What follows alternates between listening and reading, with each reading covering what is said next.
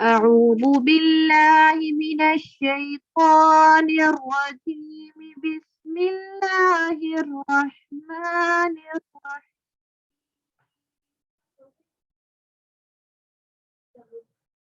رب اشرح لي صدري ويسر لي أمري واحلل عقدة من لساني يفقه قولي ربي زدني علما ربي زدني علما ربي زدني علما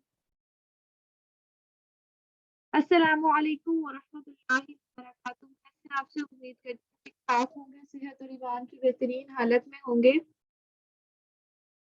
آج ہم نے سورۃ الفلق کا ترجمہ بما تجوید اور تفسیر انشاءاللہ تعالیٰ سیکھنا ہے.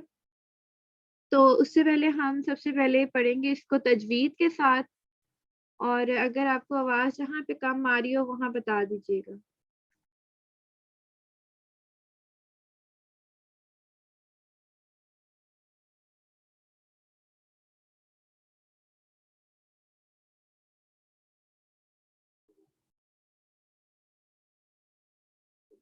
سب سے پہلے جو ہے اس کی صورت یہ مکہ میں نازل ہوئی تھی.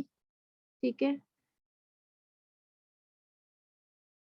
بسم اللہ الرحمن الرحیم. بسم اللہ، یہ کل بھی آپ کو آئندہ بھی انشاءاللہ بتاتے رہیں گے کہ کیا ہے. اللہ سے پہلے زیر ہو تو اللہ کو باریک کرنا ہے. بسم اللہ الرحمن الرحیم. سورۃ الفلق مکیہ، 5 آیتیں 1 رکوع. بسم اللہ الرحمن الرحیم. قل، آج ہم ایسے کرتے ہیں کہ تجوید بھی ساتھ ہی پڑھتے ہیں اور ترجمہ بھی. پھر انشاءاللہ اس کے بعد جو ہم تفسیر پڑھیں گے وہ آپ نے دھیان سے سننی ہے. ٹھیک ہے. اب یہاں پہ کیا ہے؟ قل، کاف موٹا والا ہے، اس کا آپ نے کل نہیں پڑھنا. کل کا مطلب ہوگا کھاؤ. اب یہ والا قل کا مطلب ہے کہہ دو. قل، قل اعوذ برب الفلق. قل اعوذ، اعوذ، اعوذ، الگ او الگ. قل اعوذ برب الفلق. قاف پہ کلکلا ہوگا. من شر ما خلق. یہاں پہ اخفا ہوگا، نون کو چھپائیں گے. من شر، من، یہاں پہ نون ساکن پہ ہمیشہ غنہ ہوتا ہے. جہاں پہ نون ساکن کے بعد حروف ہلکی میں سے ہٹاتے ہیں وہاں پہ غنہ نہیں کرتے. یہاں شین جو ہے یہ حروف اخفا میں سے ہے، تو ہم یہاں پہ کیا کہیں گے؟ غنہ کا جو ہے نون کو چھپا کے پڑھیں گے. من شر، من شر ما خلق ومن شر غاسق اذا وقب. اب یہاں پہ دیکھیں، نون ساکن یا تنوین کے بعد حروف ہلکی میں سے کوئی حرف آ جائے گا تو وہاں پہ غنہ نہیں کریں گے. تنوین کیا ہوتا ہے؟ 2 زبر 2 زیر 2 پیش کو تنوین کہتے ہیں. وہ جس بھی حرف کے اوپر آ جائے گا وہ تنوین والا حرف کہلائے گا. ٹھیک ہے. جیسے یہاں پہ قاف 2 زیر ہے، تنوین ہے. اس کے بعد کیا آیا ہے؟ حمزہ. الف ہے، الف کے نیچے زیر ہے، تو کیا ہے یہ؟ الف کے نیچے زیر جب آ جائے گا تو وہ الف حمزہ بن جائے گا. تو ہم کیا کریں گے؟ اس کو غنہ نہیں کریں گے. غاسق اذا وقب، غاسق اذا وقب. اذا، اذا، ذا کو ضرب تو کوئی ہے یہ. ٹھیک ہے. وَمِن شَرِّ غَاسِقٍ إِذَا وَقَبَ. وقب قلقلہ کریں گے یہاں پہ. وَمِن شَرِّ وَمِن شَرِّ النَّفَّاثَاتِ فِي الْعُقَدِ.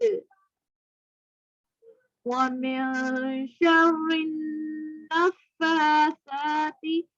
شد ہوگا جہاں پہ بھی، آپ نے اس کو سختی سے پڑھنا ہے، ذرا رک کر پڑھنا ہے وہاں پہ. یہ ریئلائز ہونا چاہیے کہ وہاں پہ تنقید ہے، جہاں جو ہلکا والا حرف ہے وہاں پہ ہلکا ہو، موٹا کرنا ہے تو وہ موٹا ہو. وَمِن شَرِّ النَّفَّاثَاتِ فِي الْعُقَدِ. کھڑا زبر کو ایک سیکنڈ کے لیے لمبا کر. عقد، یہاں بھی کلکلا دال پہ. عقد، عقد. وَمِن شَرِّ حَاسِدٍ إِذَا حَسَدَ. وَمِن شَرِّ حَاسِدٍ إِذَا حَسَدَ. إِذَا حَسَدَ. حَاسِدٍ إِذَا حَسَدَ. پھر سے پڑھتے ہیں. قُلْ أَعُوذُ بِرَبِّ الْفَلَقِ مِنْ شَرِّ مَا خَلَقَ وَمِنْ شَرِّ غَاسِقٍ إِذَا وَقَبَ وَمِنْ شَرِّ النَّفَّاثَاتِ فِي الْعُقَدِ وَمِنْ شَرِّ حَاسِدٍ إِذَا حَسَدَ. إِذَا حَسَدَ.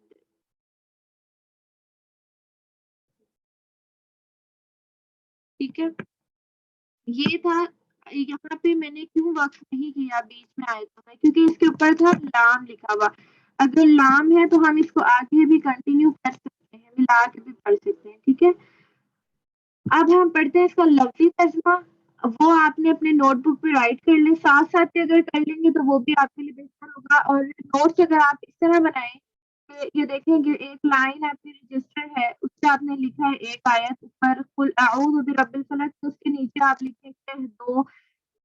میں آپ کو پڑھاتی ہوں، آپ لکھ لیں. ٹھیک ہے، قل کہہ دیجئے یا کہو یا کہہ دو.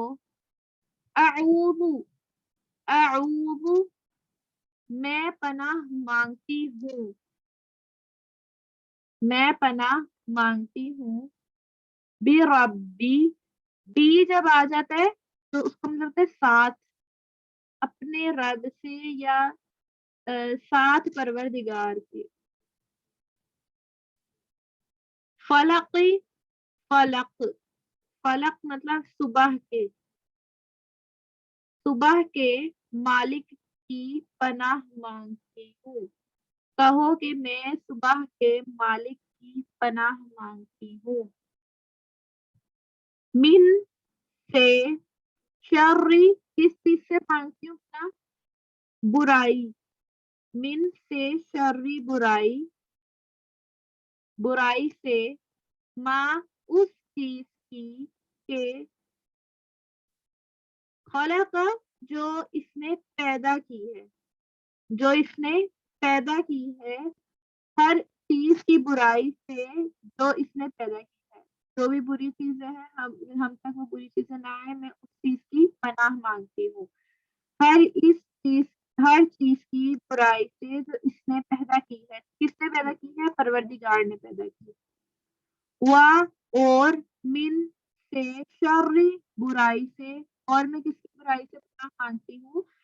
غاسقین اندھیرا کرنے والی، اندھیرا کرنے والی یعنی اذا جس وقت وقبہ چھپ جائے.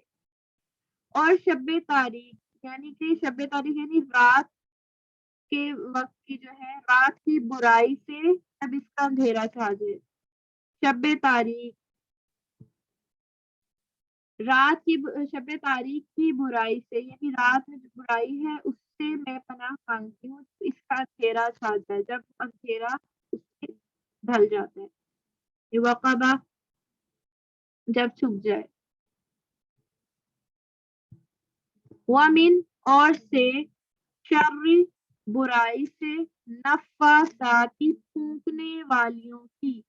پھونکنے والی اب آگے انشاءاللہ آگے تفسیر پڑھیں گے ہم، تو اس کا سبب نزول بھی ہم دیکھیں گے کہ یہ کس وقت نازل ہوئی تھی. آپ نے دھیان سے اور اس کے پوائنٹس آپ نے لکھنے. شر النفاساتی برائی پھونکنے والیوں کی. فی بیچ، بیچ مطلب میں. ٹھیک ہے، فی العقد بیچ گروہوں کے. گروہیں یعنی جماعتیں ہوتی ہیں. ٹھیک ہے، ان کو بھی گروہ میں کہتے ہیں، گروہ یعنی کافی زیادہ قافلہ یا گروہ، جماعت 2-3 لوگوں کی، اس کو گروہ کہتے ہیں، اس سے زیادہ لوگ یعنی، اور گنڈوں پر پڑھ پڑھ کر پھونکنے والوں کی برائی سے، یعنی کہ جو تعویذ گنڈے کرتے ہیں ان پر جو پھونک پھونک کر پڑھنے والیوں کی برائی سے میں پناہ مانگتی ہوں۔ وَمِن، اور سے، شرری، برائی سے، حاسدin، حسد کرنے والی کی، حسد کرنے والی کی، اذا، جب، حسدہ، حسد کرے، اور حسد کرنے والے کی برائی سے جب حسد کرنے لگے۔ اب یہاں پہ ہم کیا مانگے اللہ سے کہ یا اللہ کہو کہ میں صبح کے مالک کی پناہ مانگتا ہوں۔ آپ صلی اللہ علیہ وسلم سے جب یہ صورت نازل ہوئی تھی تو اللہ تعالیٰ نے اس طرح سے کہا تھا کہ کہو کہ میں پناہ مانگتا ہوں، میں صبح کے مالک کی پناہ مانگتا ہوں ہر چیز کی برائی سے جو اس نے پیدا کی، ہر اس بری چیز سے جو اس نے پیدا کی اور اس کی برائی سے، ٹھیک ہے، اور شب تاریخ کی برائی سے جب اس کا اندھیرا چھا جائے، اور تعویذ گنڈے جو کرتے ہیں تعویذ یعنی پڑھ پڑھ کر پھونکنے والیوں کی برائی سے، اور حسد کرنے والوں کی برائی سے جب وہ حسد کرتے ہیں۔ اب اس کا پیچھے اس نزول کیا تھا، انشاءاللہ آج ہم سورۃ الفلق کی کوشش کریں گے اس کو کمپلیٹ کریں، اس کی تفسیر کو، اور نیکسٹ جو ہے ہمارا ہوگا ٹاپک وہ سورۃ الناس پہ ہوگا انشاءاللہ۔ اس میں جو باتیں آپ کو بتائی جائیں گی وہ آپ کوشش کرنا کہ ساتھ ساتھ ہی لکھتے رہیں، وہ بھی آپ کا چیک ہوگا۔ سورۃ الفلق اور سورۃ الناس یہ دونوں سورتوں کو معوذتین کے نام سے مشہور ہیں، یہ دونوں سورتیں معوذتین، میم عین واو معوذ، زال تے یہ نون، معوذتین کے نام سے، ٹھیک ہے۔ اب یہ نازل کب ہوئی، کس لیے ہوئی؟ جب آپ صلی اللہ علیہ وآلہ وسلم پر جادو ہوا تھا اس وقت یہ نازل ہوئی تھی۔ اب آگے آپ سنیں، بعض یہود نے رسول اللہ صلی اللہ علیہ وآلہ وسلم پر جادو کر دیا تھا، اس کی وجہ سے آپ صلی اللہ علیہ وآلہ وسلم کو بڑی تکلیف پہنچی تھی۔ حضرت عائشہ رضی اللہ تعالیٰ عنہ سے روایت ہے کہ رسول اللہ صلی اللہ علیہ وآلہ وسلم پر بنی ذریق کے یہودیوں نے، کس نے، یہ بھی لکھ لیں کس نے کیا تھا جادو، بنی ذریق، بنی ذریق کے یہودیوں میں سے ایک شخص نے جادو کر دیا تھا جسے لبید بن اعصم لبید بن اعصم کہا جاتا تھا، اس نے جادو کیا تھا، اور اس کے ساتھ اس کی بیٹیاں بھی تھیں، اس کا ذکر آگے آئے گا۔ لبید بن اعصم کہا جاتا تھا، اس کے اثر سے آپ کا یہ حال ہو گیا تھا کہ آپ کو یہ خیال ہی نہ ہوتا تھا کہ میں نے فلاں کام کیا ہے، حالانکہ وہ کام، آپ کو یہ خیال ہوتا تھا کہ میں نے فلاں کام کیا ہے حالانکہ وہ کام نہیں کیا ہوتا تھا، ٹھیک ہے۔ یہاں تک کہ جب ایک رات رسول اللہ صلی اللہ علیہ وآلہ وسلم نے اللہ تعالیٰ سے دعا کی، پھر فرمایا کہ عائشہ مجھے اللہ تعالیٰ نے بتا دیا ہے جو کچھ میں نے اپنے مرض کے بارے میں اللہ سے دریافت کیا تھا، میرے پاس خواب میں 2 آدمی آئے۔ کیا آپ صلی اللہ علیہ وسلم نے خواب دیکھا ہے؟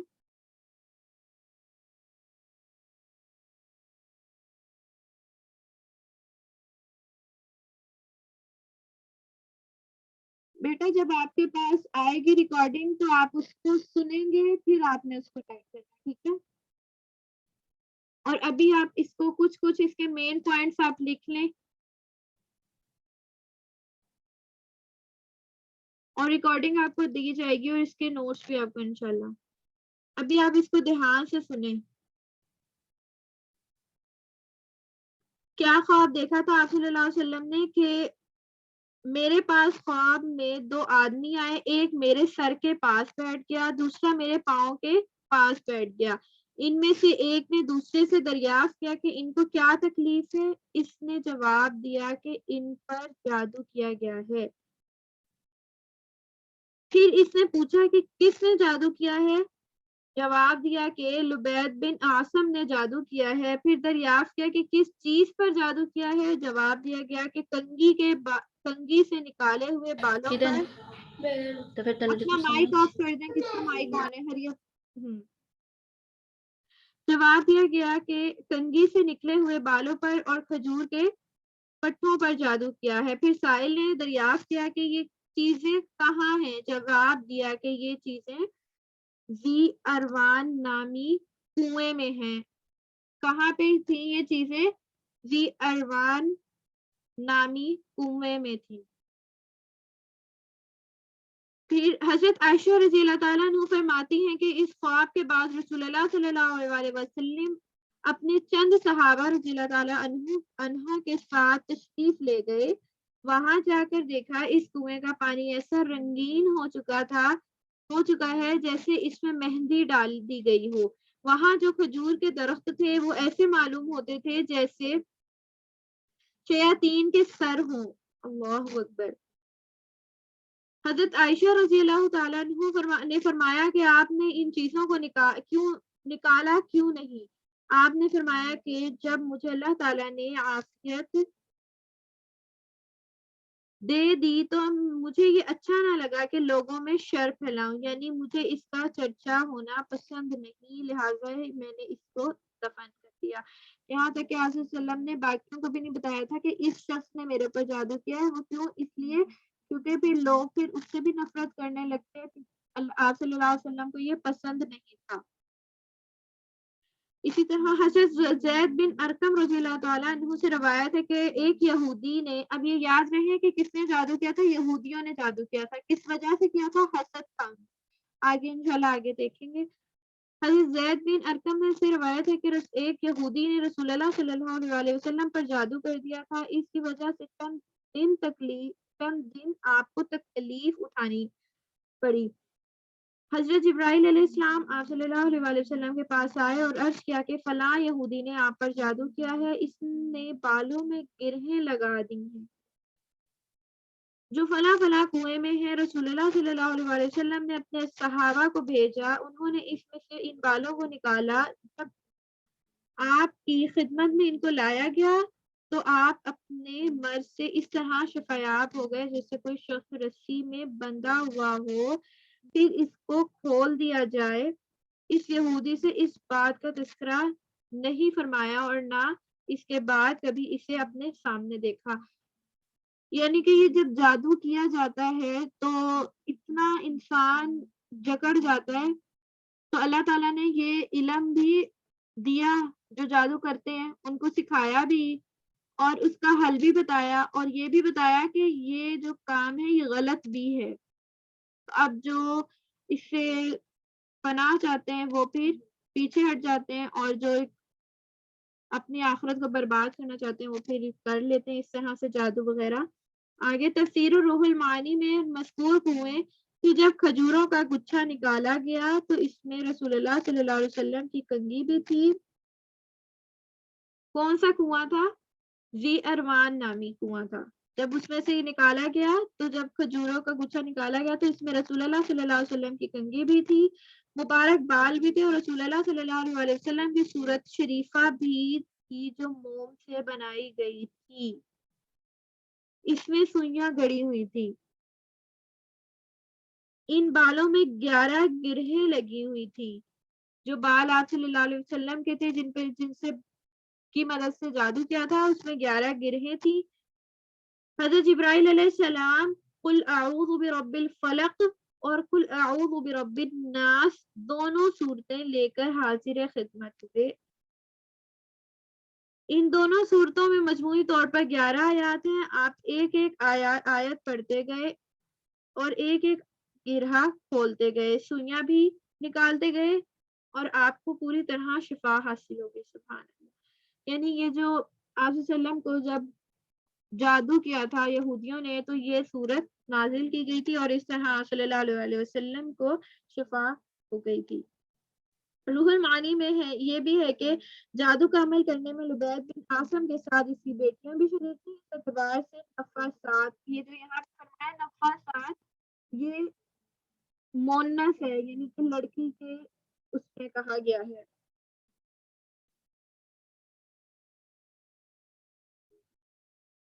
اور جو یہاں پہ فرمایا ہے یہ نفاس، نفس کا صیغہ ہے جو دم کرنے والے کے معنی میں آتا ہے، اور یہاں پہ جو عقد فرمایا ہے یہ جو گرہا کے معنی میں آتا ہے، عقد گرہا، اس کے ہم نے لفظی ترجمے میں پڑھا ہے۔ مفسر ابن کثیر نے تفسیر ثعلبی سے نقل کیا ہے کہ یہودیوں میں سے ایک لڑکا رسول اللہ صلی اللہ علیہ وسلم کی خدمت کیا کرتا تھا۔ اب آپ صلی اللہ علیہ وسلم بعد اور یہ جو کنگا وغیرہ کس نے ان کو دیا تھا، اب یہ آگے سنیں۔ ایک لڑکا رسول اللہ صلی اللہ علیہ وسلم کی خدمت کیا کرتا تھا، یہودیوں نے اسے آمادہ کیا کہ نبی کریم صلی اللہ علیہ وسلم کنگھی سے نکلے ہوئے بال اور کنگھی کے کچھ دندانے حاصل کر کے یہودیوں کو دے دے، تاکہ اس نے ایسا کیا، ان بالوں اور کنگھی کے دندانوں پر یہودیوں نے جادو کیا، کیونکہ جادو کرنے کے لیے کسی ایسی چیز کی ضرورت ہوتی ہے جس کا اس سے تعلق رہا ہو، جس پر جادو کرنا ہے، اس لیے ان لوگوں نے اس لڑکے سے بال طلب کیے۔ اس ساری تفصیل کے بعد اب فلک کا ترجمہ ہم جو ہے وہ آیت بآیت سیکھ لیں۔ قل اعوذ برب الفلق، آپ اپنے رب کی پناہ لیتے ہوئے یوں کہیے کہ میں فلق یعنی صبح کے رب کی پناہ لیتا ہوں۔ یہاں پہ جو لفظ فلق ہے اصلی میں پھاڑنے کے معنی میں آتا ہے،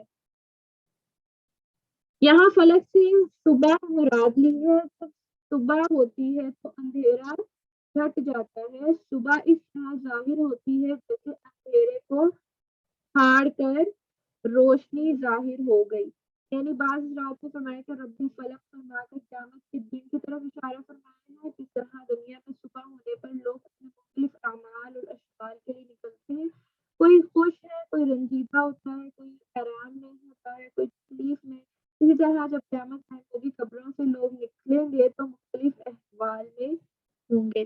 اور بعض جات نے یہ فرمایا کہ یہ جو فلک مخلوق کا معنی میں آتا ہے، مطلب یہ ہے کہ میں ساری مخلوق کی رب کی پناہ لیتا ہوں،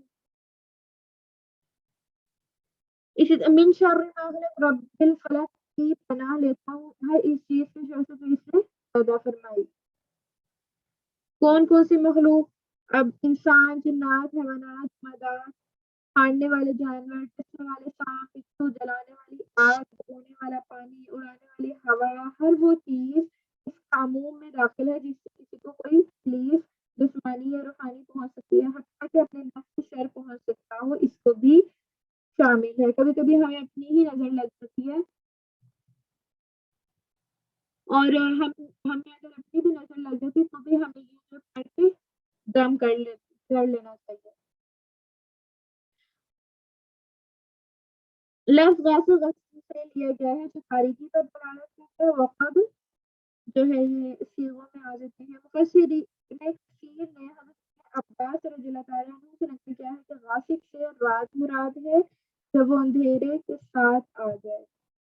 اس کے علاوہ دوسرے اقوال بھی نقل کی ہیں، سکرات کے وقت میں جنات و شیاطین حشرات الارض موذی جانور پھیل پڑتے ہیں اور چور اور ڈاکو بھی عموماً رات کی تاریکی میں پناہ لیتے ہیں، یعنی یہاں پہ جو ہے ان کے لفظ کی تشریح بیان کی گئی ہے۔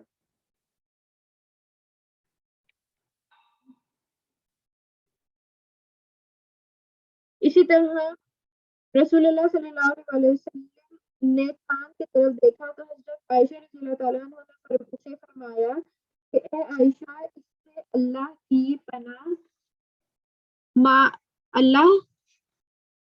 کی پناہ مانگ کیونکہ یہ غاسق ہے جبکہ وہ داخل ہو جائے۔ اس میں یہ اشکال پیدا ہوتا ہے کہ چاند تو روشن ہوتا ہے، اسے تاریک کیوں فرمایا؟ تو صاحب قاموس نے، آپ لوگ ٹینشن نہ لیں، آپ کو انشاءاللہ اس کی جو ہے میں ساری وہ سینڈ کر دوں گی، ابھی آپ اس کو سنیں اور اس کو سمجھنے کی کوشش کریں پراپر۔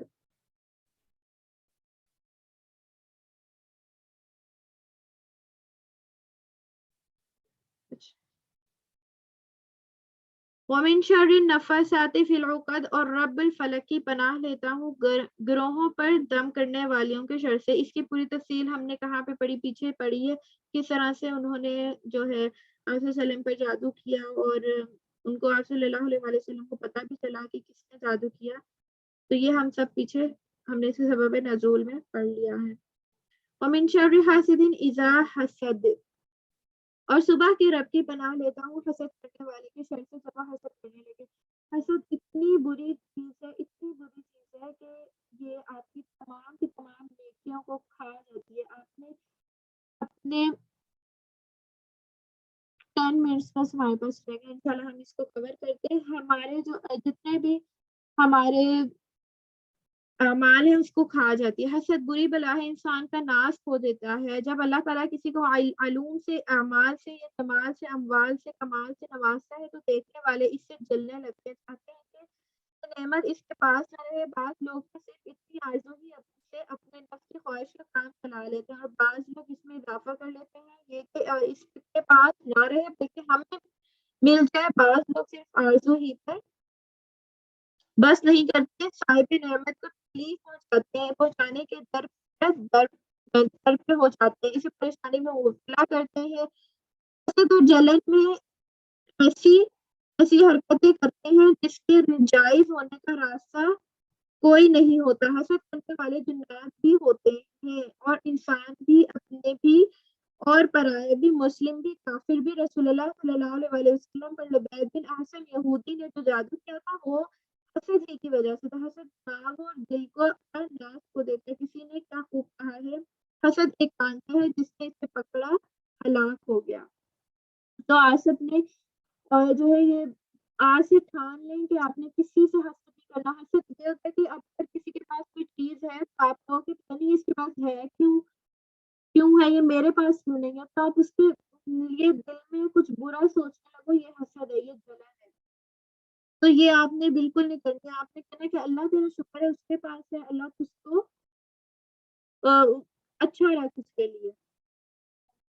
حسد کرنا حرام ہے. اس کے حرام ہونے کی ایک سب سے بڑی وجہ یہ ہے کہ جس کو اللہ تعالیٰ نے کچھ دیا ہے حکمت کے بغیر نہیں دیا، یہ بھی سمجھ لیں. اب جو حسد کرنے والا یہ چاہتا ہے کہ یہ نعمت فلاں شخص کے پاس آ رہے، مگر حقیقت اللہ پر اعتراض ہے کہ اس نے اس کو کیوں نوازا اور حکمت کے خلاف اس کو اس حال میں کیوں رکھا. ظاہر ہے کہ مخلوق کو خالق کے سامنے دخل دینے کا کچھ حق نہیں، اور نہ مخلوق اس لائق ہے کہ اس کو یہ حق دیا جائے. ہم اپنے دنیاوی انتظام میں، خانگی امور میں روزانہ ایسے کام کر گزرتے ہیں جو ہماری جو ہے فیملی وغیرہ میں کی سمجھ سے بالاتر ہوتے ہیں. اگر ہمارے جو فیملی ہمارے کام میں دخل دیں تو ہمیں کس قدر برا معلوم ہوتا ہے. پھر اللہ تعالیٰ کی ٹیم میں کسی کو دخل دینے کا کیا حق ہے کہ کوئی کہے کہ اللہ تعالیٰ نے یہ کیوں نوازا ہے. جب کسی کو حسد ہو جاتا ہے تو حسد جس سے حسد کرتا ہے اس کو نقصان پہنچانے کی کوشش کرتا ہے، اس کی غیبت کرتا ہے. فائنلی اپنا مائک آف کر لو، جس کا بھی مائک آن ہے، اس کی غیبت کرتا ہے، اس کو جانی مالی نقصان پہنچاتا ہے، جس کی وجہ سے بڑے بڑے گناہوں میں گھر وہ چلا جاتا ہے. اب اول تو نیکی کرنے کا موقع ہی نہیں ملتا جو حسد کرتا ہے، اور اگر کوئی وہ نیکی کر بھی لیتا ہے تو چونکہ وہ آخرت سے ملے گی جس سے حسد کیا ہے، تو نیکی نہ کرنا برابر ہو جاتا ہے. کس نے اپنا مائک آن کیا ہے؟ مریم آپ نے اپنا مائک آن کیا ہے؟ آف کریں، شور آ رہا ہے. کیا ہے کہ اگر کسی نے نیکی کر بھی لی تو وہ کیا ہوگا، قیامت کے دن اللہ تعالیٰ پوچھیں گے کہ دوسرے بندے سے کہ اس نے تمہارا کوئی حق دینا ہے، تو وہ نیکی بھی اس کے پاس چلی جائے گی. تو اس کے پاس نیکی کرنا یا نہ کرنا ایک برابر ہوگا. حضرت ابو ہریرہ رضی اللہ تعالیٰ عنہ سے روایت ہے کہ رسول اللہ صلی اللہ علیہ وسلم نے ارشاد فرمایا کہ حسد سے بچو کیونکہ وہ نیکیوں کو اس طرح کھا جاتا ہے جیسے آگ لکڑیوں کو کھا جاتی ہے. ابو داؤد اور سے یہ حدیث ہے. اور حضرت زبیر سے روایت ہے کہ ارشاد فرمایا نبی کریم صلی اللہ علیہ وآلہ وسلم نے کہ پہلی مرتوں کا مرض یعنی حسد تم تک آ پہنچ جائے ہے. بعض تو موڑ دینے والے ہیں، میں یہ نہیں کہتا کہ وہ بالوں کو موڑتا ہے بلکہ دین کو موڑ دیتا ہے. یعنی حسد ایسی چیز ہے کہ وہ ایمان کو، آپ کے دین کو ختم کر دیتا ہے. کہ آپ کے دل میں کوئی احساس ہی نہیں رہتا، جذبہ ہی نہیں رہتا، کہ یہ کوئی محبت ہی نہیں رہتی دوسرے بندے کے لیے. حضور صلی اللہ علیہ وسلم نے بغض کو دین کو موننے والا فرمایا. بغض یہ آپ لوگوں کی نیکیوں کو کھا لیتا ہے. آپ سے کیا کرنا ہے کہ آپ جو بھی جس کو بھی آپ اچھے حال میں دیکھیں اس کے لیے دعا ہی کیا کریں۔ تشبیہ کی وجہ سے یہ ہے کہ جسے ہم اس طرح ہر بال کو موڑتا چلا جاتا ہے اور ہر چھوٹے بڑے بال کو علیحدہ کر دیتا ہے، اسی طرح بغض کی وجہ سے نیکیاں ختم ہوتی چلی جاتی ہے۔ حاسد دنیا اور آخرت میں اپنا برا کرتا ہے، نیکیوں سے بھی محروم رہتا ہے، اور کوئی نیکی ہو بھی جائے تو حسد کی آگ سے راکھ بن کر رہ جاتی ہے۔ دنیا میں حاسد کے لیے حسد ایک عذاب ہے، حسد کی آگ حاسد کے سینے میں بھڑکتی رہتی ہے، استغفر اللہ، اور جس سے حسد کیا ہے اس کا کچھ نہیں کرتا۔ اب انشاءاللہ تعالیٰ آپ سب نے اور ہم نے یہ کوشش کرنی ہے کہ ہم نے کیا کرنا ہے، حسد سے بچنا ہے۔ جو بھی اچھا کوئی کام کر رہا ہے اس کو دعائیں دینی ہے کہ اللہ تعالیٰ اس کے کام میں یہ برکت کرا ہے۔ حضرت داؤد علیہ السلام نے اللہ تعالیٰ سے دعا کی تھی کہ ہمیشہ ان کی ذریت میں سے کوئی نہ کوئی نبی ضرور رہے گا۔ یہاں سے پڑھتے ہیں حسد ایسی بری بلا ہے جو انسان کو جانتے بوجھتے ہوئے حق بول کرنے سے روکتی ہے۔ یعنی ہمیں کچھ اچھا بھی ہوتا ہے، ہم اگر چاہے اگلا بندہ صحیح بھی کہہ رہا ہوں تب بھی ہم خاموش ہی رہتے ہیں۔ حسد ایک ایسی بری بلا ہے۔ یہودی اسی مرض میں مبتلا ہوئے تھے تو انہوں نے رسول اللہ صلی اللہ علیہ وسلم کو پہچان لیا کہ آپ واقعی اللہ تعالیٰ کے رسول ہیں، لیکن اسی وجہ سے ایمان قبول نہیں کیا کہ ہمارے علاوہ دوسری قوم میں نبی کیوں آیا۔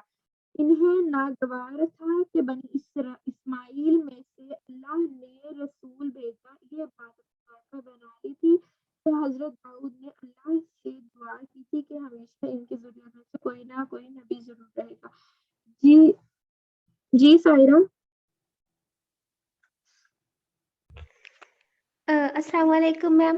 میم میرا کوشچن تھا کہ مطلب کبھی کبھی انسان نہیں چاہتا ہوتا کسی سے مطلب حسد کرنا، لیکن پھر بھی دل میں تھوڑا سا برا خیال آ رہتا ہے، لیکن انسان اس کو تکلیف نہیں پہنچاتا، بس مطلب نا پھر اگر دل میں آ بھی جائے تو استغفر اللہ کہہ لیتا ہے، اور لیکن پھر بھی دل میں آتا رہتا ہے خیال، تو پھر بندہ کیا بس دعا ہی کر دے اس کے لیے، یا مطلب کرے پھر؟ جی بالکل ایسا ہی ہے۔ ہم اگر دیکھو اگر ہم یہ یقین رکھتے ہیں نا کہ اللہ آپ کے ہمت ہوتی ہے، ہر کام اللہ کے ساتھ، پھر آپ کے دل میں یہ بات نہیں آتی، آ بھی جاتی ہے تو آپ اس کو کیا کر لو کہ اللہ تو وہ میرے دل سے اس کو کم کر دے، میرے دل میں یہ خیال ہی نہ آئے کہ میں اس سے کبھی بدلہ لوں، معافی مانگ لے اور اسی وقت فوراً اس کو معاف کر دے۔ یہ کر دو کہ یا اللہ میں نے سب کو معاف کیا، میرے دل میں جس کے لیے برائی تھی میں نے سب کو معاف کیا، اللہ تو مجھے معاف کر دے۔ اس طرح جب آپ اللہ تعالیٰ پہ یقین کرو گے نا تو خود بخود وہ چیز آپ کے دل سے جاتی رہے گی۔ تو یہی کیا کریں۔ تو اب ہماری جو میٹنگ کا ٹائم ہے وہ بھی آف ہو رہا ہے، 2 منٹ بس ہمارے پاس رہ گئے، تو بس معاف کرنا سیکھیں اور درگزر کرنا سیکھیں، اللہ پہ چھوڑ دیں ہر کام، تو انشاءاللہ تعالیٰ وہی بہتر فیصلہ کرے گا۔ تو انشاءاللہ نیکسٹ جو ہے ہمارا ٹاپک ہوگا نیکسٹ سورۃ الناس پر۔